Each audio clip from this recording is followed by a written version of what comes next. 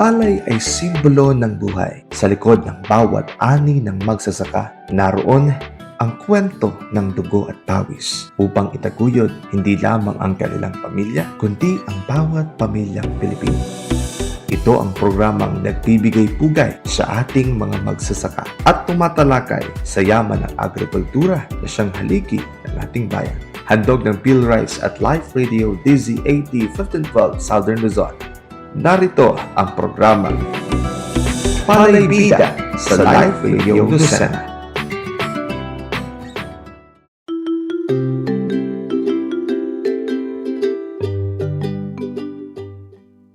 Muli po kami bumabati po sa inyo ng isang magandang umaga ngayon pong araw na ito ng Sabado. Kamusta po kayo? Kamusta ang paggising ninyo sa umaga? At nawa po ay maayos, malusog ang inyong pangangatawan. At yan nga po ang ating pag-uusapan, no? Ngayong umagang ito patungkol sa nutrition, no? At sa umagang ito, yan, alas 7 na naman ng umaga, muli pong sumasa inyo ang programang ito ng Palay Bida sa Life Radio Lucena. Ito pong programang ito ay handog po sa inyo ng Department of Agriculture PhilRice sa pakikipagtulungan ng himpilang ito ng Life Radio. At ang ating pong pag-uusapan ng ating topic ay healthier na bigas, meron na tayo niyan. Yan. Healthier na bigas, meron na tayo niyan. Yan. Alam mo namang yang tayo mga Pilipino, mahilig tayo sa kanin, no? At ngayong umaga, yan, ay may makakasama tayong muli. Yan, isang science research specialist. Yan, Rice Chemistry and Food Science Division. Yan, si Ma'am Janina Patria Villar. Magandang umaga po sa inyo, Ma'am Janina. And good morning po. Good morning po, Sir Ramon. And good morning din po sa ating listeners and Happy Nutrition Month. Yun. Parang pageant yata ang inyong papasukan, Ma'am Janina. Okay. At ngayong umaga ay we are so blessed na kayo po ay aming makapanayam dito sa programang ito ng Palay Bida sa Life Radio Lucena upang kami ay bigyan ng mga karagdagang kaalaman at makikinabang dito ang ating mga consumer, hindi lang ating mga consumer, pati yung ating mga magsasaka sa ganitong ating paksa, no? Itong healthier na bigas, meron na tayo niyan. Ngayong July, ang month of July ay Nutrition Month. Yan. At ngayong Nutrition Month nga po ay meron tayong tema na nutrisyon at kalikasan ating pangalagaan. Yan, pag-uusapan natin ang pagkaing malapit sa puso, sa tiyan, yan, at hapag nating mga Pinoy ang iba't ibang luto ng bigas mula sa almusal, tanghalian, hapunan, pati sa merienda, nagmimerienda tayo ng kanin. Yan. Pero alam niyo po ba na bukod sa pagiging staple food ng bigas, maaari pa po itong gawing mas masustansya. Kultura nating mga Pinoy ang kanin, kaya naman patuloy tayong magsaliksik ng mga paraan para gawin itong mas masustansya. At ito nga po, yan, tutulungan tayo ni Ma'am Janina Villar. Siya po ay Rice Chemistry and Food Science Division ng PhilRice. At ngayon atin pong may tatanong, Ma'am, bago po pala ang lahat. Yan. At tagasan po pala kayo, Ma'am Janina Villar? Dito din po sa Science City of Muñoz, Nueva Ecija, kung nasaan din po ang Central Experiment Station ng BA PhilRice. Iyon. At ngayong umaga, yan, ating na pag-uusapan itong healthier na bigas, meron na tayo niyan. Ngayon, ngayong Nutrition Month, bakit po mahalaga, Ma'am Janina, na pag-usapan niyang masustansyang pagkain mula sa pagkaraniwang pagkain gaya ng bigas, gaya ng Mhm. kanin. Opo, salamat po. Ngayon sabi niyo nga po ang rice kasi ay parte na talaga ng kultura ng Pinoy. Hindi yan Opo. lagi nawawala sa mesa tuwing kakain. Basically, 3 times a day. Kinakain natin Mhm. yan, minsan 4 times pa. So, Opo. napakahalaga na pag-usapan natin kung ano ba yung sustansya na nakukuha talaga natin sa kanin. Mhm. Kasi ito yung pangunahing kinakain nga natin. Dahil dito tayo kumukuha ng lakas, ng energy para sa buong araw. So, Opo. ang kanin, actually, meron siya kasing carbohydrates. Yung Mhm. carbohydrates, yung nagsisilbing energy para Mhm. tayo ay maka maging malakas for the whole day. So, meron siyang, sa isang cup ng rice, meron kaagad na 200 calories. At ang requirement lang naman ng isang tao ay 1,600 to 2,000 calories per day. So, Mhm. napakahalaga na meron tayong carbohydrates na kinakain sa araw-araw. Oo. At yun nga po, no. Atong nabanggit nga rin po natin na tayo mga Pinoy ay mahilig tayo sa kanin. At kung minsan na rin, 'di ba? Ito na rin yung pag ikaw ay nagda-diet, 'di ba? Ito yung unang-unang pinapaiwas. 'Di ba? Bawas ka daw ng kanin. Ngayon, ano po ba yung tamang paraan ng pagkain ng kanin bilang bahagi ng healthy lifestyle?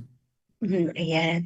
Ngayon po kasi mas marami na sa atin ang nagiging conscious sa lifestyle Mhm. natin. Mhm. Nangunguna na ang diet natin at syempre laging sinasabi, iwasan mo na lang ang rice, ganyan. Pero Oo kasi nga daw. ikaw, na pinalaki ka ng pamilya mo, ng nanay mo, na kumakain ka ng rice everyday, syempre may Mhm. hirapan ka naman na ialis talaga yon completely. Yes Ngayon, ang po. sinasuggest namin o i-recommend namin ay maghalo kayo ng mga mas masustansyang kanin. O kaya ay Mhm. ang mga pigmented rice, ang brown rice, para mas maging kumpleto ang inyong nutrisyon sa tuwing kumakain kayo. Hindi naman po masamang kumain ng rice. Pero syempre, pag naparami, dun siya talaga nagiging masama. So, ang pwede mong gawin ay maghalo ka ng brown rice, ng red rice, black rice. Pwede din po kayo maghalo ng iba't ibang source ng carbohydrates, kagaya ng mais, adlay, saba. So, yun po yung Mhm. mga recommendations namin kapag patungkol na sa diet-based recommendations ng ating mga health-conscious na tao. Yun na po yung mga innovations na po, no, na Yes po. para sa kanin, no.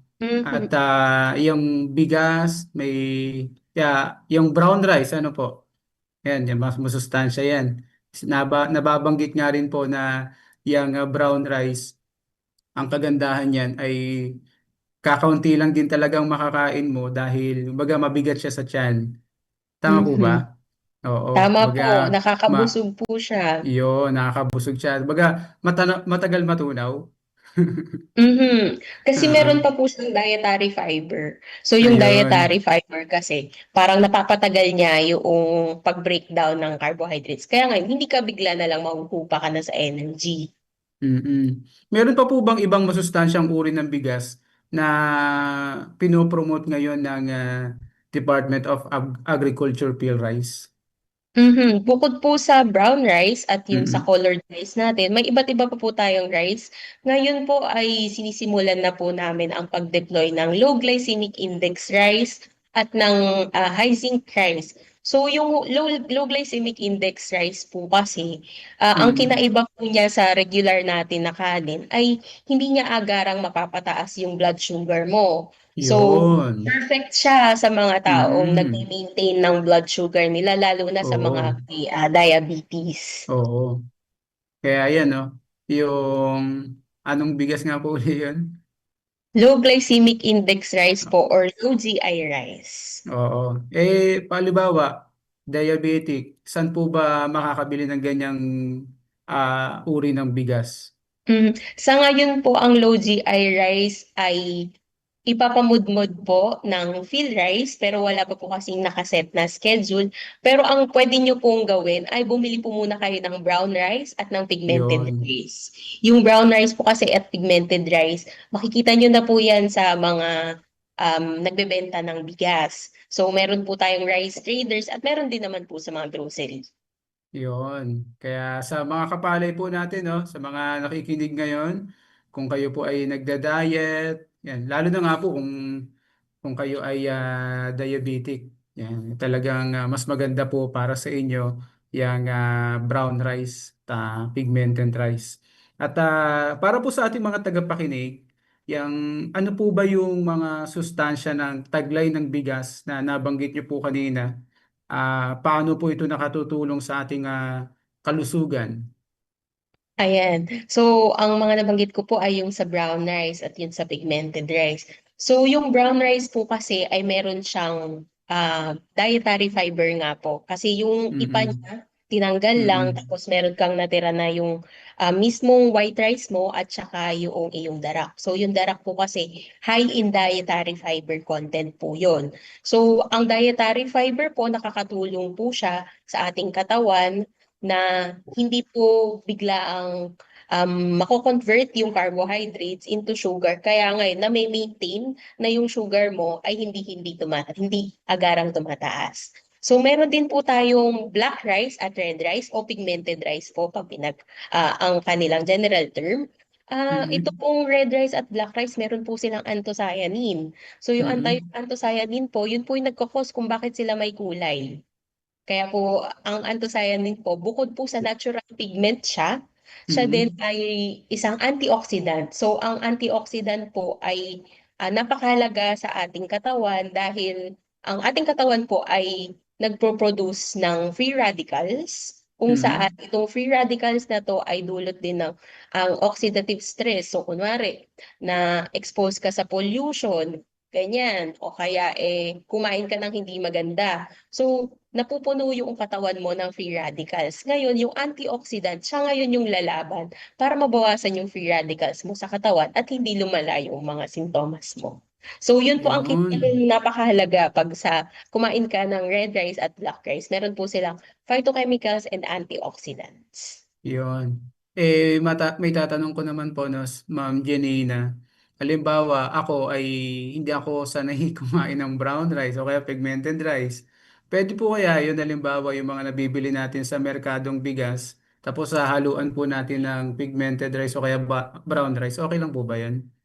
Opo, opo, tamang-tama naman po yun. So sa amin po dito, meron po kaming ginawang rice melange na kung saan pinagalo-halo po namin yung white rice, black rice at red rice. Oh. So ang recommended po namin na portions ay 1:1:10. So 1 cup ng black rice, tapos 1 cup Mm-mm. ng red rice, tapos 10 cups naman po ng white rice. So paghalu-haluin niyo po yun, tapos yun na po yung iluto niyo every time nakakain kayo. Yun. At So meron na po kayong source ng antioxidants every time na kumakain po kayo.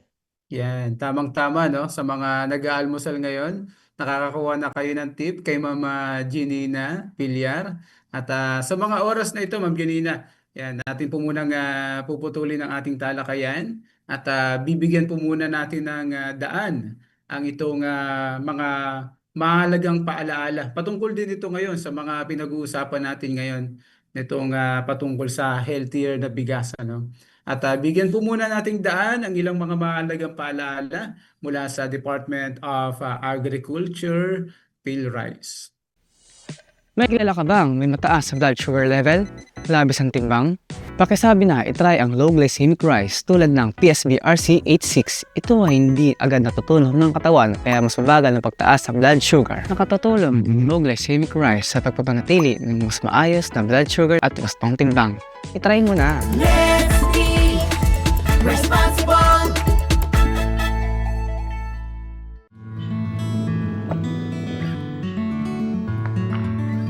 Wow! Bro, ikaw na talaga. Everyday healthy baon. Brown rice. Si Lola kasi, sabi niya, pag may kulay ang bigas o kanin, mas masustansya at may dagdag lakas. So kung brown, anong dagdag lakas niyan? Lakas magmahal? God gave me you. Tama! Gaya ng lakas mula sa kaning ito na hitik sa protina, fiber, at vitamina at mineral. Let's be responsible. Oo, Oo, buntis ako at ikaw ang ama. Siyempre, sino pa ba? Dapat high zinc rice ang kanin natin dahil nakakatulong to sa ligtas at maginhawang pagbubuntis. Tama, maganda rin ang high zinc rice para sa mabilis na paglaki ng bata. Ang high zinc rice ay tumutulong din magpalakas ng resistensya at sumusuporta sa brain development ng mga bata.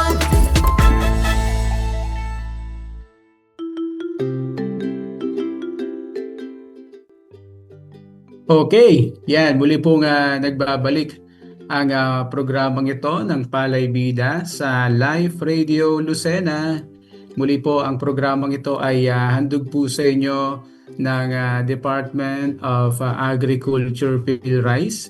At nagpapasalamat tayo dahil sa pamamagitan ng programang ito na daragdagan ang ating mga kaalaman. Yan nga, patungkol nga rin po sa pinag-uusapan natin ngayong umaga, itong patungkol sa healthy na bigas.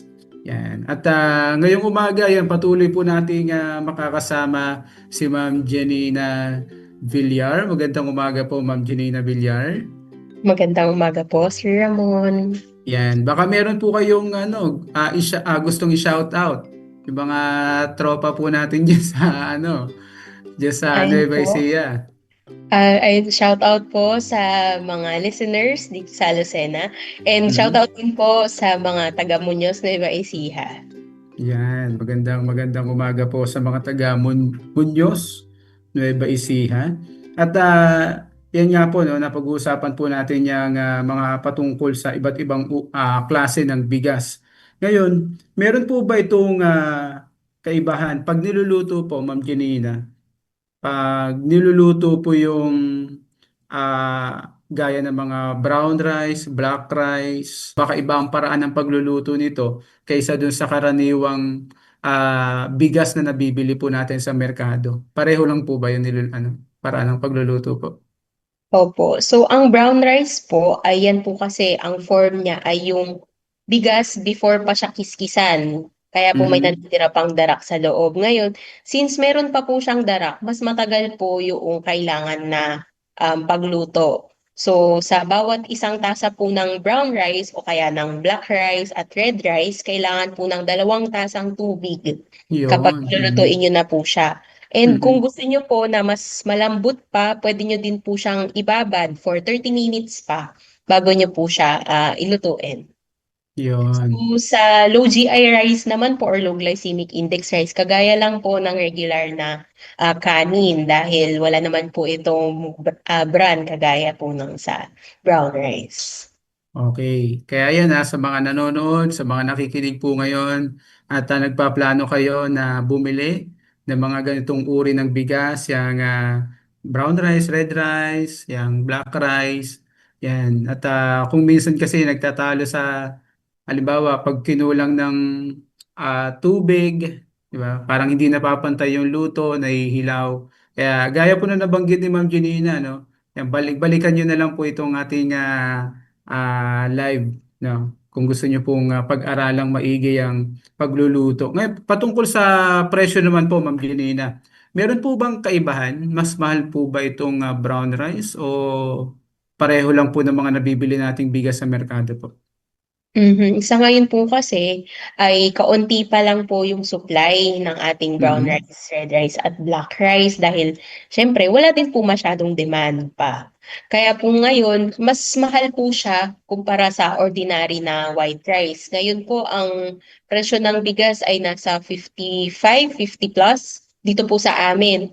So ang maaaring pong presyo ng brown rice ay nasa 60 to 70 kada kilo. Sa black rice naman po at red rice ay nasa around 70 to 80 pesos po kada kilo. Pero ito po ay sa mga rice traders nyo po makukuha yung ganitong presyo. Pag sa supermarket po, syempre mas mahal po tayo. Umaabot din po sila ng 100 pesos per kilo. Pero ang kagandahan naman po ito, bagaman mahal, medyo mahal pero ang kagandahan naman ito, nag-i-invest ka ng ikalulusog mo. Diba? Mas maganda na po tayong mag-invest sa gantong mga masustansyang pagkain kaysa mag-invest tayo sa mga Maintenance. oo, sa maintenance, diya, lalo na sa hospital, mas mahirap naman yun. Mhm. Kaya mas okay na po yung ganito. Mas bumili Mhm. tayo ng Tama. masustansyang bigas, lalo na nga po kung ikaw ay may sakit o kaya nagda-diet ka. Yan, maganda po yung ganitong mga uri ng bigas. Ngayon, bilang panghuling tanong po, Ma'am Janina, ano po ang inyong maipapayo sa atin pong mga listener, lalo na ngayong Nutrition Month, sa pagsasaayos po ng kalusugan, lalo na sa pagpili ng tamang bigas? Mhm. Ayan, maraming salamat po ulit sa pag-invite sa amin para po sa inyo pong programa. Mhm. Syempre po ngayon po kasi tumataas na talaga ang mga bilang ng kaso ng NCD or non-communicable diseases. Kabilang na dyan po ang diabetes, obesity, at pagiging overweight. So, kung gusto niyo po na ma-manage yung inyong healthy lifestyle, simulan niyo po sa mga pang-araw-araw na kinakain niyo, kagaya po ng sa bigas. So, kung Mhm. yun po ay napaparami kayo ng kain, subukan niyo pong bawasan muna. Ngayon, 1 cup na lang po kayo.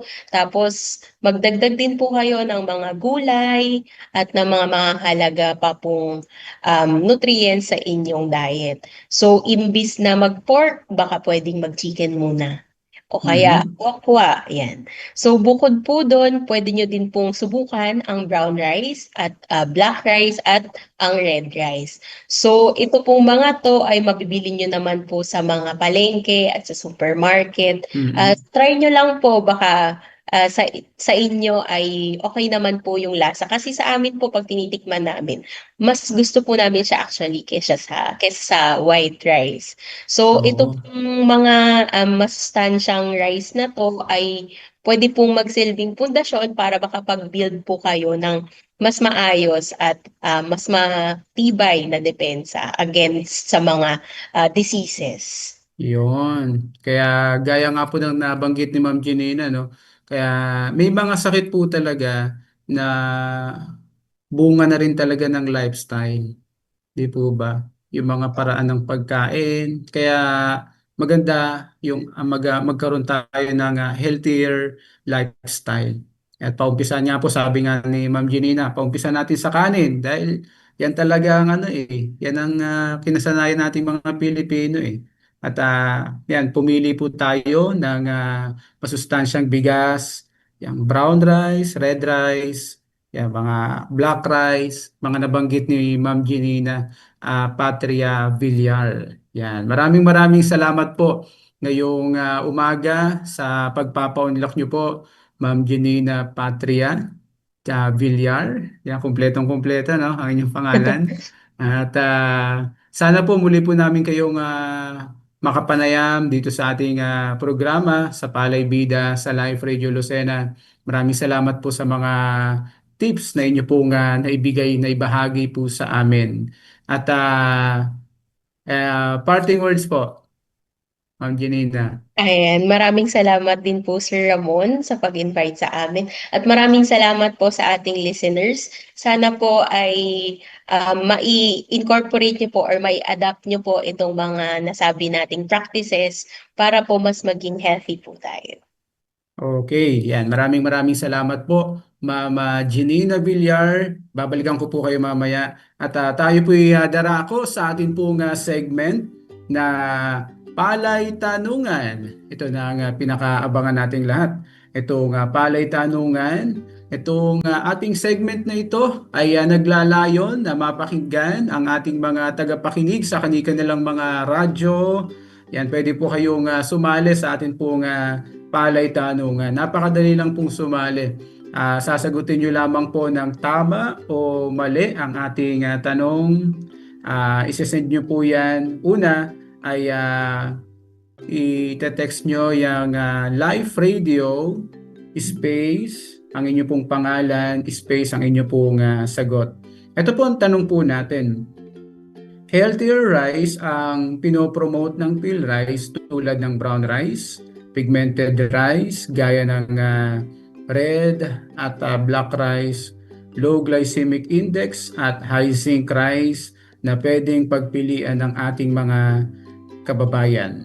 Yan. Sasagutin nyo lamang po yan ng tama o mali at isesend nyo po sa PhilRice Tech Center 0917-111-7423. Yan. Mag-text na po kayo sa ating po mga kaibigan na nakikinig ngayon sa kanilang mga transistor radio. Okay po, sa mga oras na ito, yung balikan natin si Ma'am Janina Villar. Ma'am Janina, thank you so much po. At yan nga po, gaya nga po na nasabi ko kanina, sana po muli po namin kayo makapanayam sa programang ito ng Palay Bida sa Live Radio Lucena. Yan. Thank you po, Ma'am Janina. Thank you din po. Yan. Muli po, magandang umaga ngayong araw na ito ng Sabado. Muli niyo po kaming samahan next Saturday, gantong oras pa rin po, alas 7 hanggang alas 7:30 ng araw ng Sabado. Okay, muli magandang umaga at pagpalain po tayong lahat ng ating Panginoon.